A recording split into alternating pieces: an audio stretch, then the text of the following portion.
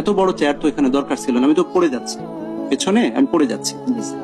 বাংলাদেশে টাকার যে অপচয়, আমি একটু আগে একটা বক্তব্য উপস্থাপন করে এলাম, সেটা হলো যে সরকারি সম্পদের অপচয় কিভাবে রোধ করা যায়। এটা অপচয়, এইটা অপচয়। হ্যাঁ, আমিরুল মোমিনিন যেটা করেছিলেন সেটাও তো সম্ভব ছিল, এই টাকাটা বাঁচিয়ে তো জনগণের ঘাড়ে দেওয়া যেত।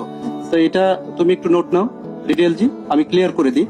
দুইটা ফির ক্ষেত্রে ট্যারিফ যেটা নেন সেটা হয়তো মাসিক একটা, ওইটা হয়তো নিতে পারেন, কিন্তু আপনি এই জায়গাটা তো কমাতে পারেন। আমার মনে হয় অনেক টাকা এই জায়গায় অবশ্যই পৌরসভা, এটা আমি আপনাকে বিমোদে আপনাকে রিকোয়েস্ট করবো যে আপনি এটা দেখবেন, এবং একই সাথে ডিটেলজি তুমি এই জায়গাটায় কাজ করে মানুষকে একটু শান্তি দাও। এটা ওই সময় তারা করেছে, তারা অনেক বেশি খরচ করেছে আমার বিশ্বাস। এটা অত্যন্ত অ্যাম্বিশাস একটি চিন্তা চেতনার মধ্য দিয়ে তারা করেছিল। এই অ্যাম্বিশাস এ কারণেই হয়েছে আজকের এই চেয়ারের কারণে। ঠিক আছে, এত বড় চেয়ার বাংলাদেশে দরকার নেই, আমাকে না দিলেও হতো। ঠিক আছে, আশা করি বুঝতে পারছেন এই জায়গাটা কাজ করার অবশ্যই সুযোগ রয়েছে। আমরা যেন তেন প্রকারে মানুষকে বুঝ দেওয়ার ক্ষমতা রাখি না।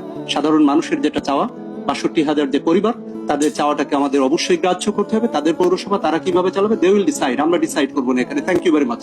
আমার স্পিচ এটাই। ওকে, আশা করি